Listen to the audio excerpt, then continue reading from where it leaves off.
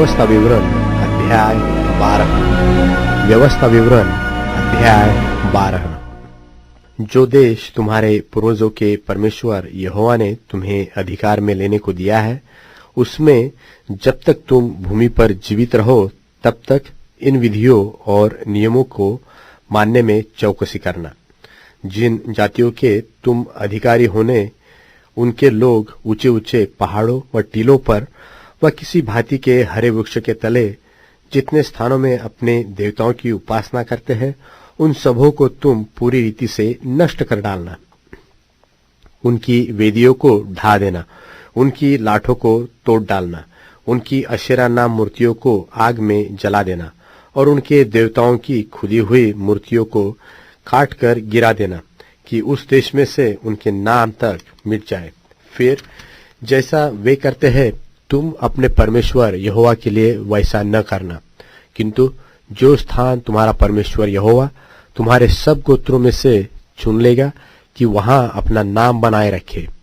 उसके उसी निवास स्थान के पास जाया करना, और वही तुम अपने होम बलि, मेल बलि और दशमांश और उठाई हुई भेंट और मन्नत की वस्तुएं और स्वेच्छा बलि और गाय बैलों और भेड़ बकरों के पहलौठे ले जाया करना।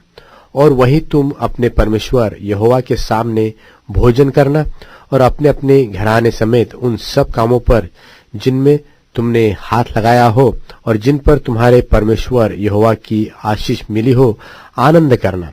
जैसे हम आजकल यहाँ जो काम जिनको भाता है वही करते हैं, वैसा तुम न करना। जो विश्राम स्थान तुम्हारा परमेश्वर यहोवा तुम्हारे भाग में देता है, वहां तुम अब तक तो नहीं पहुंचे,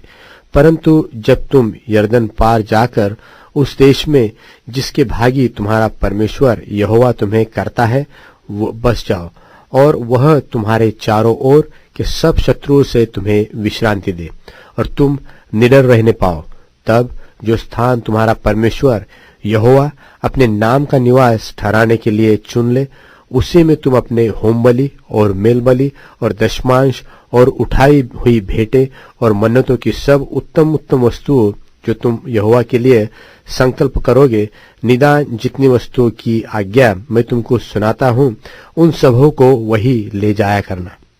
और वहां तुम अपने अपने बेटे बेटियों और दास दासियों सहित अपने परमेश्वर यहोवा के सामने आनंद करना, और जो लेवीय तुम्हारे फाटकों में रहे वह भी आनंद करे, क्योंकि उसका तुम्हारे संग कोई निज भाग व अंश न होगा। और सावधान रहना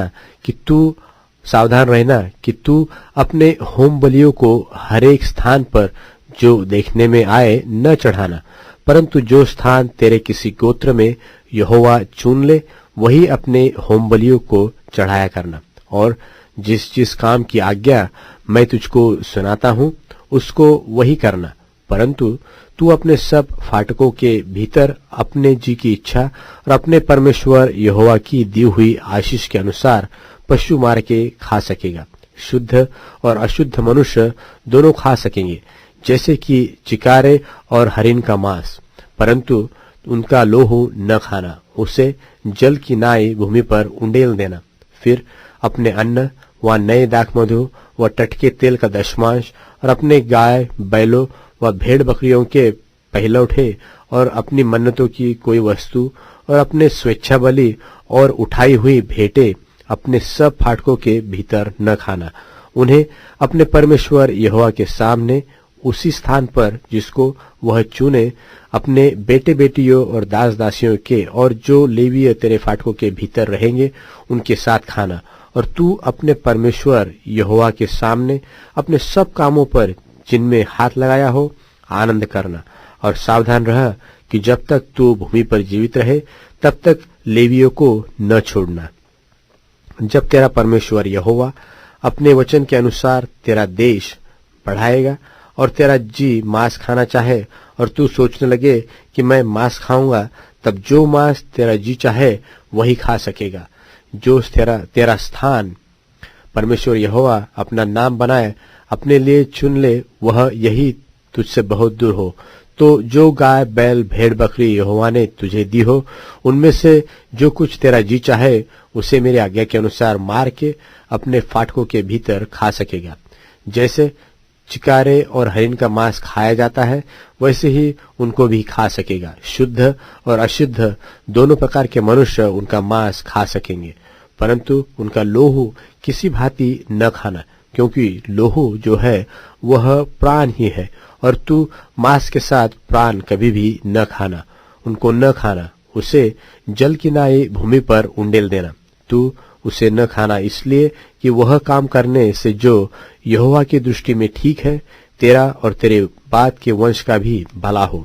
परंतु जब तू कोई वस्तु पवित्र करे वा मन्नत माने, तो ऐसी वस्तुएं लेकर उस स्थान को जाना जिसको यहोवा चुन लेगा, और वहां अपने होम बलियों के मांस और लोहू दोनों को अपने परमेश्वर यहोवा की वेदी पर चढ़ाना, और मेल बलियों का लोहू उसकी वेदी पर उंडेल कर उनका मांस खाना। इन बातों को जितनी आज्ञा में मैं तुम्हें सुनाता हूँ, चित्त लगाकर सुन, कि जब तू वह काम करे जो तेरे परमेश्वर यहोवा की दृष्टि में भला और ठीक है, तब तेरा और तेरे बाद तेरे वंश का भी सदा भला होता रहे। जब तेरा परमेश्वर यहोवा उन जातियों को जिनका अधिकारी होने को तू जा रहा है तेरे आगे से नष्ट करे, और तू उनका अधिकारी होकर उनके देश में बस जाए, तब सावधान रहना, कहीं ऐसा न हो कि उनके सत्यानाश होने के बाद तू भी उनकी नाई फंस जाए। अर्थात यह कहकर उनके देवताओं के संबंध में यह पूछपाछ न करना कि उन जातियों के लोग अपने देवताओं की उपासना किस रीति से करते थे, मैं भी वैसे ही करूंगा। तू अपने परमेश्वर यहोवा से ऐसा व्यवहार न करना, क्योंकि जितने प्रकार के कामों से यहोवा घृणा करता है और बैरभाव रखता है, उन सबों को उन्होंने अपने देवताओं के लिए किया है। यहाँ तक कि अपने बेटे बेटियों को भी वे अपने देवताओं के लिए अग्नि में डालकर जला देते हैं। जितनी बातों की मैं तुझको आज्ञा देता हूँ, उनको चौकस होकर माना करना, और न तो कुछ उसमें बढ़ाना और न उसमें से कुछ घटाना।